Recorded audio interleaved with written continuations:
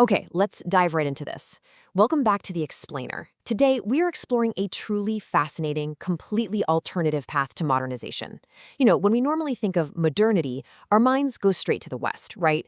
We picture factories pumping smoke into the sky, global capitalism taking root, and Western analytical philosophies spreading across the globe. We tend to view modernization as this one-way street, where developing nations simply adopt these Western templates. But what if a society modernizes entirely from within? What if they use their own ancient traditions as the fuel? Well, that is exactly what we call autogenous modernity, and the history of how this played out in Korea is absolutely captivating. I want you to really picture this for a second. Imagine your entire way of life, the customs, the beliefs, the structures you rely on every single day, the things that have defined your people for millennia, is suddenly under siege from an external cultural invasion. Think about the modern customs you take for granted right now, just suddenly being labeled as backward, ignorant superstition by a technologically superior force.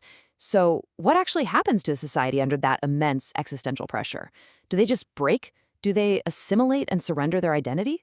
Or do they mutate, adapt, and survive on their own terms? Here is our roadmap for today. We'll cover 1. Surviving cultural identity crises. 2. Mechanisms of societal change. 3. Donghak's autonomous modernity. 4. Daesoon's new steady state. And 5. Eastern modernity today. Let's kick things off with Section 1. Surviving cultural identity crises. To really grasp this, we have to look at the scale of the cultural distortion in Joseon Korea, which was, quite frankly, staggering. Their long-standing religious and social order was caught in a brutal vice grip. You had Western capitalist material culture encroaching from one side and Japanese imperial threats bearing down from the other. Traditions that had literally guided this society for thousands of years were abruptly tabooed as mere superstitions by the incoming Western civilization. It got so incredibly chaotic that respected local leaders, the very people these communities looked up to for moral guidance, actually began acting like fraudsters, capitalizing on the panic to exploit their own neighbors. This wasn't just a political hiccup. This was a total top-down collapse of societal identity. So, an emergency societal response? It wasn't just a philosophical option. It was an absolute necessity for survival. Moving right along to Section 2, Mechanisms of Societal Change. To understand a society's emergency response to this level of crisis, we really need to look at anthropologist Victor Turner and his fascinating concept of liminality. Think of liminality as a transitional boundary state. It's kind of like a society going through a wildly awkward, deeply chaotic teenage phase while trying to figure out its new adult identity. When a society gets thrown into crisis, it enters this sort of rite of passage. It separates from the old, broken order, undergoes intense, messy change, and eventually aims to reintegrate into something new. And during this chaotic in-between phase, the usual social hierarchies often completely flattened out, forming a highly egalitarian community that Turner called a communitas. So yes, it is undeniably chaotic, but this liminal state is the initial, profoundly necessary mechanism for breaking down old rules so the society can survive. Now, what's really interesting here is how non-Western societies can pursue incredible internal innovation rather than just blindly imitating the West. Liminality acts as a crucial bridge. It allows a culture to navigate the boundary between the sacred and the secular, pushing through a devastating identity crisis to generate its own unique, modern continuity. So instead of just tossing out their history, they use this transitional state to weave their ancient sacred values directly into a secular modern reality. But liminality, that messy, flattening, transitional phase we just talked about, it isn't enough on its own. Eventually, you need stability. And that brings us to anthropologist Anthony F.C. Wallace's theory of revitalization. If liminality explains the disruptive process of change, revitalization explains the deliberate process of continuation. It is a highly organized effort by members of a society to build a more satisfying culture by actively reconstructing their own traditions. Wallace pointed out that this relies heavily on a society's mazeway. Think of a mazeway like a shared cultural operating system or a mental map that people use to understand their world. When that system completely crashes due to external shocks, revitalization is the process of writing new code to get the society running again, but using elements from the old system to build something much more resilient. Wallace had this brilliant way of looking at human society. He saw it almost like a massive biological organism that takes drastic, emergency measures when its existence is threatened. A society always starts in a steady state, But when massive external shocks hit, it plunges into a period of individual stress, which quickly devolves into a period of cultural distortion, which is exactly what Joseon Korea experienced when those local leaders turned into fraudsters. However, that intense distortion is exactly what triggers the biological emergency mechanism, the period of revitalization.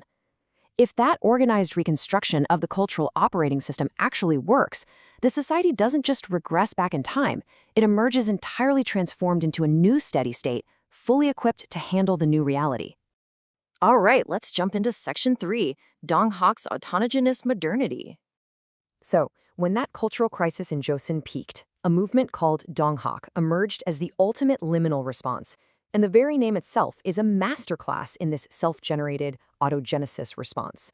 Dong means east, representing a methodological reliance on Eastern epistemology. Hak means learning, signifying the relentless pursuit of internal change and growth.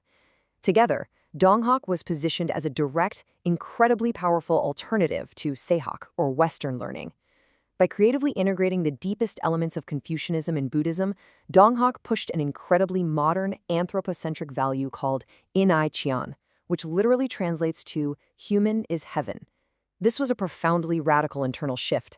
I mean, in a rigid feudal society where heaven was untouchable and humans were strictly bound by class, declaring that every single human being holds the divine weight of heaven, that completely shattered the old hierarchies. It leveled the playing field, making it the absolute perfect philosophy for a new modern era. So, the crucial point to take away from this is that modernization for this society did not mean throwing away their identity and copying the West. Instead, it was about pursuing a deeply autogenous modernity. It was about taking the core of their traditions, the very heartbeat of their culture, and creatively adapting them from within to meet the existential threats of the new era. They modernized by becoming more themselves, not by becoming Western. Which brings us to Section 4, Daesoon's New Steady State. While Donghak was the necessary chaotic spark, that liminal, egalitarian flattening of society, it eventually needed to transition into a lasting, structured revitalization. Because, let's face it, you can't live in a state of emergency forever.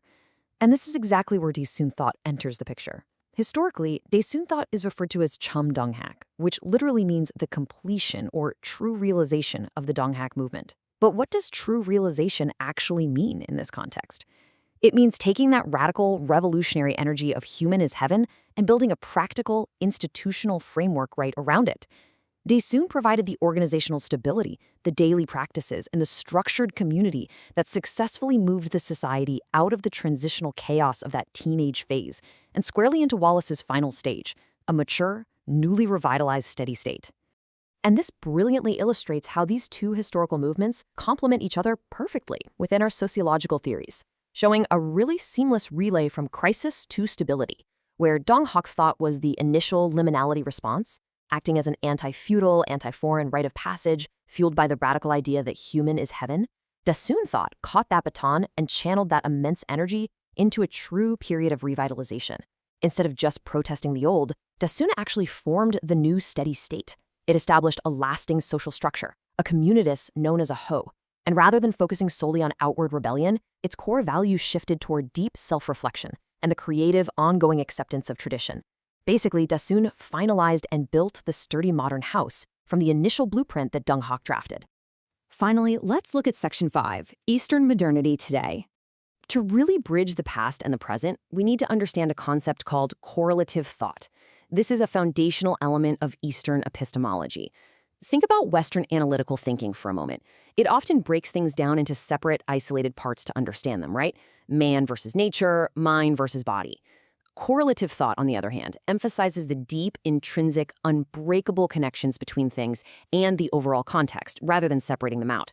Historically, some critics actually blamed correlative thought for stagnating Eastern modernization, arguing it just wasn't scientific enough. But as we've just seen, movements like Donghak and Daesoon actually used this exact interconnected way of thinking as the engine for their own unique, self-generated modernity. Let's move ahead and see how this builds a blueprint, because understanding this realization of alternative modernity is absolutely crucial. It proves undeniably that the Western path is simply not the only path forward. For global development today, autonomous modernity provides a powerful, proven blueprint for non-Western societies. And why does this matter for you and me? Because it shows that societies don't have to choose between modernizing and keeping their soul.